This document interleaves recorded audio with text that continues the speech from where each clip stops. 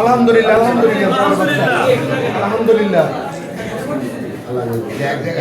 আল্লাহ কবুল করেন।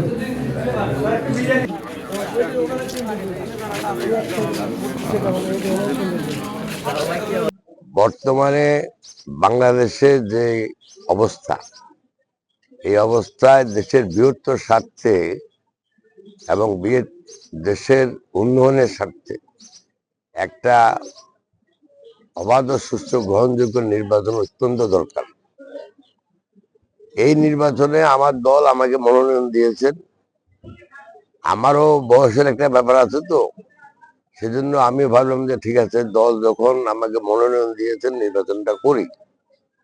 তো আজকে আমি অত্যন্ত খুশি যে আপনারা এখানে দেখছেন যে সবাই স্বতঃস্ফূর্ত ভাবে যেভাবে এসে লাইনে দাঁড়িয়ে ভোট দিচ্ছেন, আমাদের মা বোন সহ, তাতে আমি বাংলাদেশের ভবিষ্যৎ নির্বাচন এবং ভবিষ্যতের ব্যাপারে খুব আশাবাদী।